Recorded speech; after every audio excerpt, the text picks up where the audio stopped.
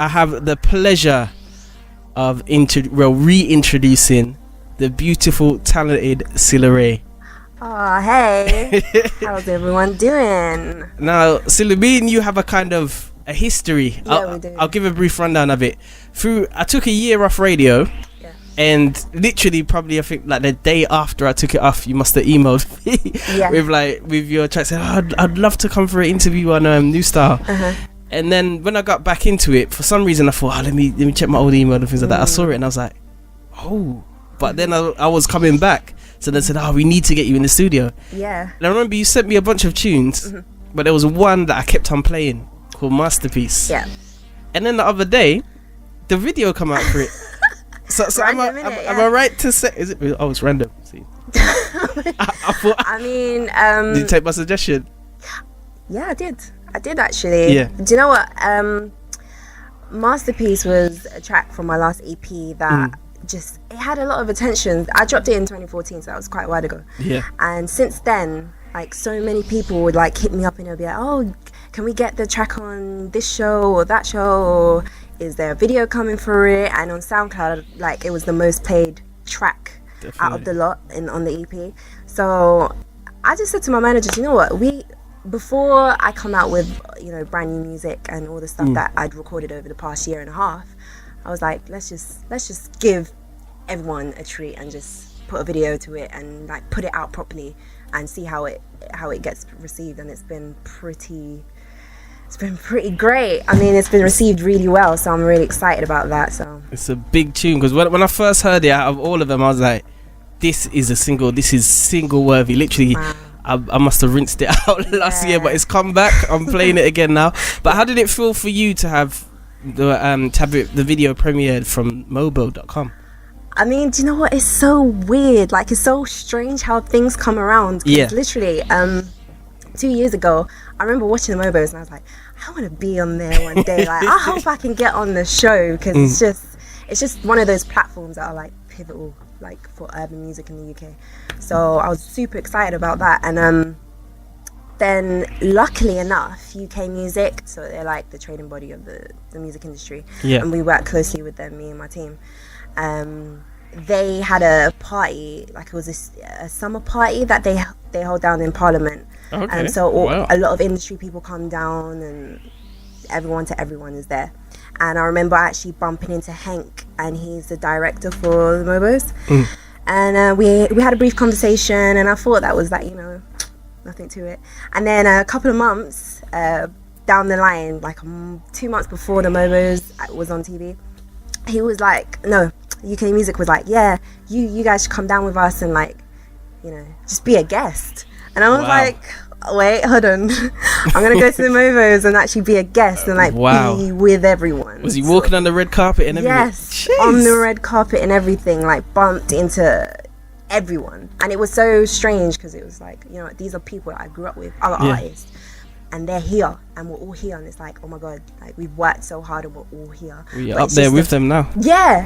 But it's just the fact that I got to be there and experience the whole thing was just crazy. So then now, a couple of months later, they're premiering my video. It's kind of like, that's crazy. It's mad. When you was at the Mobile, was he tempted to go, no pictures? After you know what, I just wanted to be as humble as I could be, and just taking the whole experience, and it was just fun. It was like the best night of my life. Crazy. But you know what, let's rewind to even further. How did you get started in music? I actually started out properly when I was 14. My brother used to produce. Okay. So I actually just used to steal his beats from his computer, and then I'd take them over to like a laptop or whatever, and I used to write to those beats and record them myself. And then one day I was just like, okay, let me put it out there, and I put out stuff on MySpace, and then all of a sudden I got people like Da Vinci, grand producer, hitting me up, and he's like, let's get in the studio, and I'm like, oh god, me really? So I sort of started off with him, and he mentored me with his manager at the time for a few years, and I just learned so much from him.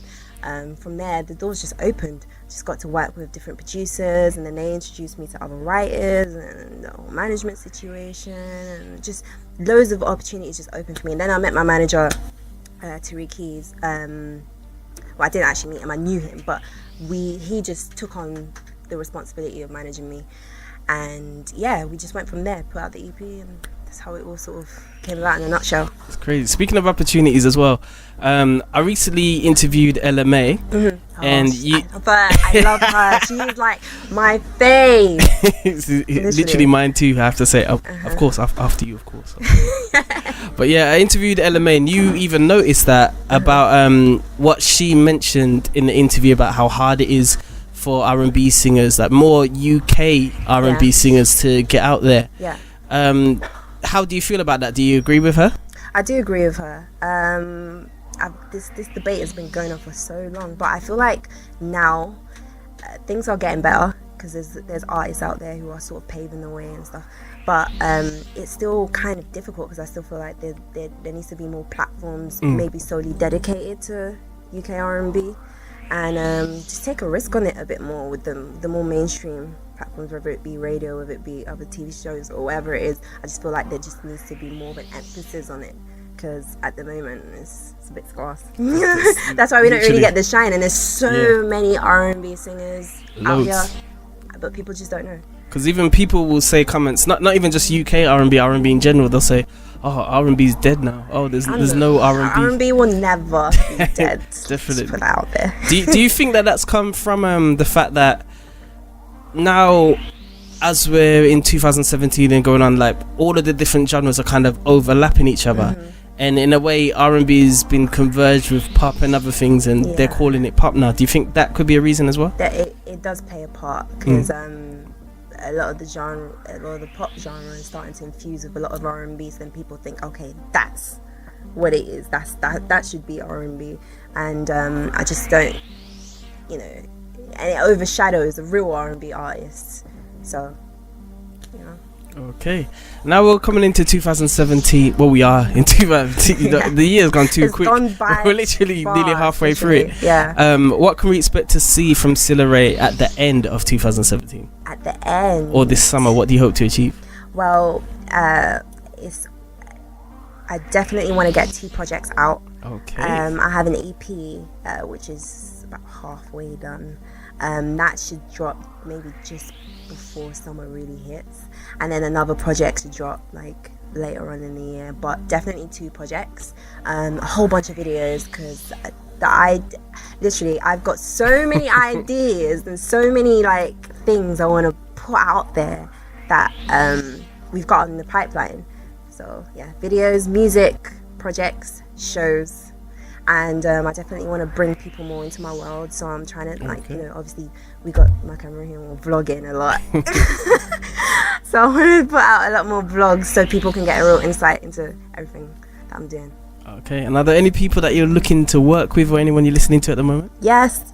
That's a good question. UK wise, I really, really love J House. Okay. Like, I'm literally kind of obsessed. I saw him at the Mobos, and he was just the most loveliest person, but I love his music. I just think he's just so unique. I also really like Section Boys. Wow, I wasn't expecting that one. I know. I really like them. I literally jam to their music like every day. Monique Lawrence, obviously, I know who she is, but I really want to work with her. And yeah, they're the main 3 UK wise. US wise, because you know what it is, there's so many artists. It makes it hard to pick like one. Definitely. But if I was to pick one, I'll definitely pick there's an artist actually called Victoria Monet. Okay. Don't know if you know her, but to me she's like one of the dopest R&B artists I've seen come out in the longest time, so it'd be cool to check her out. Okay, so you think she's one of those ones that's going under the radar as well? She's under the radar, but I feel like she'll be huge. Okay, be sure to look out for her. Yes, that's a Cilla Raie prediction. Hopefully it's better than the top 10 prediction. But anyway, moving on from that. What we're going to do right now, I'm going to ask you one last question, as we are a community station. Since you're starting your journey at the moment, but you have done a lot of things, what advice could you give to up and coming singers, songwriters, producers, rappers, anything? What advice could you give them based on what you've experienced? Know the business. That's like first and foremost. I studied a lot. I actually have a master's in music business management. Jeez. So I feel like it's just important to know the back end as well as being a creative. That's important, and also stay true to yourself. That's the most important thing. Something I've experienced on this journey is that you shouldn't let other people sway you from who and how you're trying to be. So stay true to yourself.